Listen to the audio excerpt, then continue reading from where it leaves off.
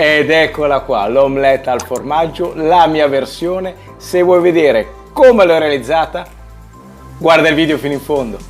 Buongiorno a tutti voi, benvenuti nella mia cucina, questo è il Cravavelata Kitchen Show. Oggi realizziamo un omelette, vediamo come si fa passo passo, gli ingredienti che ci vogliono. Ci vuole un po' di abilità pratica ma anche tanta fortuna, Ha tante cose tecniche, ci sono degli accorgimenti, anche dei segreti che in giro non li ho mica trovati, adesso ve li voglio proprio svelare. Gli ingredienti sono pochi, facilmente reperibili, vediamoli insieme. L'ingrediente principe non possono che essere le uova, ok? Ne utilizziamo 3 fresche. Attenzione, vi do già un piccolo segreto: temperatura ambiente. Ci occorreranno 20 grammi di burro, mi raccomando di altissima qualità, evitate come la peste quello chiarificato, mi raccomando. 2-3 fette di formaggio tagliato sottile sottile, 20 ml di panna fresca, qualche fogliolina di prezzemolo, sale, olio extravergine di oliva e un tocco finale di erba cipollina. Basta, gli ingredienti sono finiti, non ce ne sono più. Non ci resta che andare a vedere tutti i passaggi, ma prima sigla!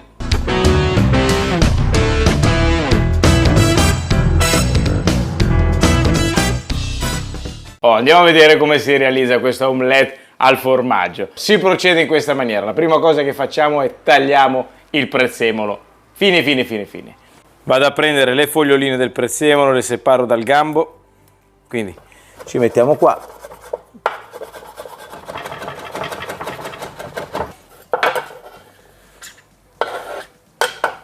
Raccogliamo e mettiamo da parte una manciata di prezzemolo. Nella seconda fase andiamo a sminuzzare il formaggio. Prendiamo le fette, voilà, le tagliamo così a strisciolone, di questa maniera, e poi le diamo, le sminuzziamo un pochino. Non siate troppo precisi, così fa più che bene.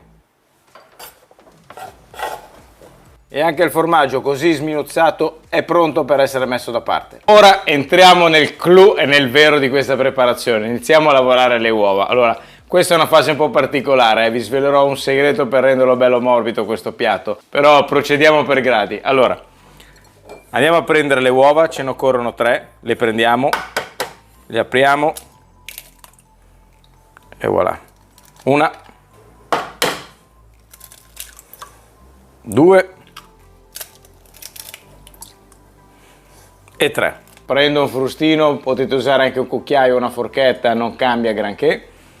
E andiamo a rompere le uova. Allora, in questa fase noi dobbiamo avere la sensazione di poter amalgamare il tutto senza creare delle grosse emulsioni.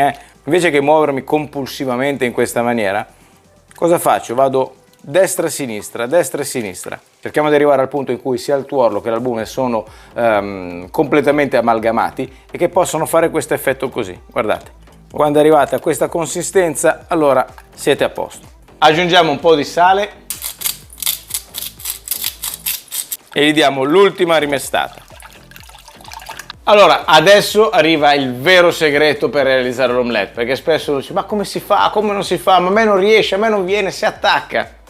Aspetta lì che te lo do io il promemoria. Ecco cosa bisogna fare. Si prende un altro contenitore come questo, lo mettiamo qui, lo andiamo a coprire con un collino con le maglie fitte, ecco qua, e andiamo a colare la nostra emulsione, così, semplicemente così. Adesso piano piano tutto l'uovo se ne andrà giù.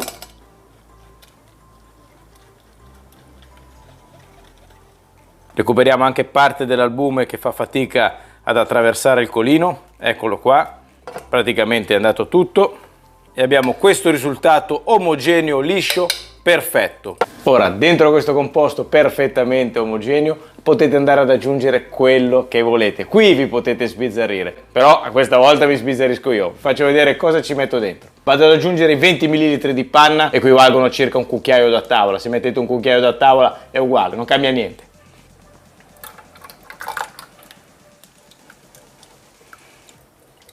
Aggiungo il formaggio che abbiamo tagliuzzato, mettetene quanto ne volete ma non esagerate, io ne ho messo la metà, e poi il prezzemolo, tutto dentro. Ancora un po' di sale e vado a mescolare il tutto. Guardate che bel colore che ha il composto. Ma che bello! Adesso lo mettiamo da parte, lo lasciamo riposare e ci concentriamo sulla fase successiva. In questa fase iniziano le dolenti notti, non sappiamo mai cosa dobbiamo fare, cosa non dobbiamo fare. Semplice, è importante che noi prepariamo bene la padella. In che modo? La andiamo a mettere sul fuoco, lasciamo che la padella si scaldi per bene. Prendiamo un po' di olio, ne mettiamo giusto qualche goccia per andare ad aumentare l'antiaderenza della padella. Vado ad aggiungere un filo di olio. Quello che vado a fare è scaldo molto bene la padella con l'olio. Questo è importante, solitamente c'è chi utilizza solo il burro, chi l'olio e via dicendo. Io ho visto facendone qualcuna che utilizzare sia uno che l'altro in questa maniera, diciamo che è una procedura più semplice, ok? Si può utilizzare anche soltanto il burro se volete, però fate bene attenzione. Andiamo ad oleare molto bene dappertutto e mantengo una fiamma medio-alta. Quando l'olio è ben caldo e lo faccio girare così un po' dappertutto, soprattutto sui bordi che ci serviranno, vado a prendere l'olio, lo metto da parte, può sempre servirmi in una seconda fase. Ora afferriamo un tovagliolino di carta, vado a fare questo movimento in modo da oleare molto bene la padella sopra e sotto. Il fuoco deve essere medio-alto, la padella deve scaldare per bene, è uno dei segreti questo. Poi in fase di cottura magari mettiamo la fiamma più bassa, ci spostiamo sul fornello con la fiamma più bassa, però in questo momento la padella deve essere ben calda. Da prendere il burro, il nostro 20 grammi. Allora, dentro col burro, deve schiumare così il burro, non si deve annerire, quindi è un'operazione molto veloce. Ora siamo pronti, andiamo dentro col composto.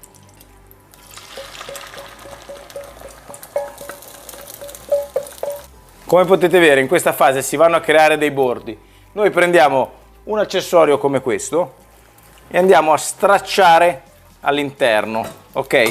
Ci dobbiamo anche spostare un po' perché non è un'operazione che dobbiamo fare costantemente, vedete? Deve venire proprio come questo effetto qua. Ci siamo, l'interno sta arrivando, la giriamo un pochino, iniziamo a girare l'omelette. È una fase delicata questa, È il momento catartico, direbbe qualcuno.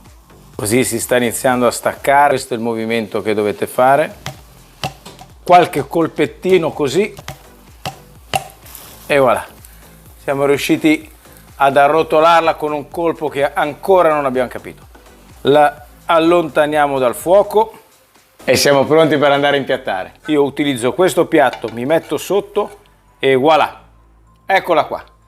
Mi aiuto con questo strumento per darle una forma. Ecco qua, vedete questo colore, deve rimanere così e dentro poi la troviamo morbida. Ora vado ad aggiungere sopra un po' di erba cipollina ed eccola qua. Come al solito, casualmente mi trovo forchetta e coltello. Andiamo subito alla prova dell'assaggio.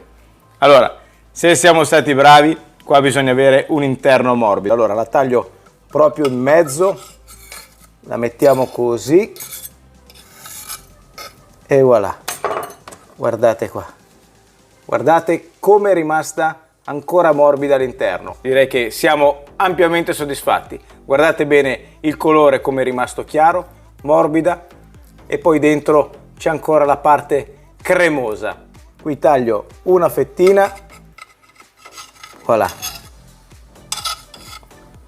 Mi metto di qua a favore di camera, vado poi qualsiasi cosa succeda ve lo faccio sapere.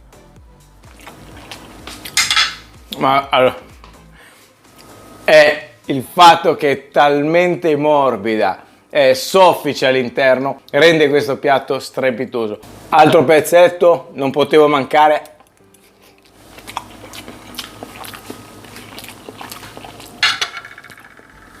È una bontà.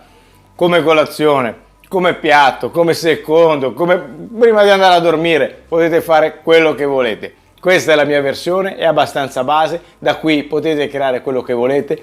Se vi è piaciuta la ricetta e volete condividere il video sui vostri social, ve ne sono grato. Se volete iscrivervi al canale, se invece volete lasciare un like, un commento, sarò sempre contento. Io vi ringrazio, vi do un abbraccio a tutti quanti, un grande saluto. Ci vediamo alla prossima video ricetta. Ciao a tutti da Grappa Pelata. Ciao belle gioie, alla prossima. Ciao!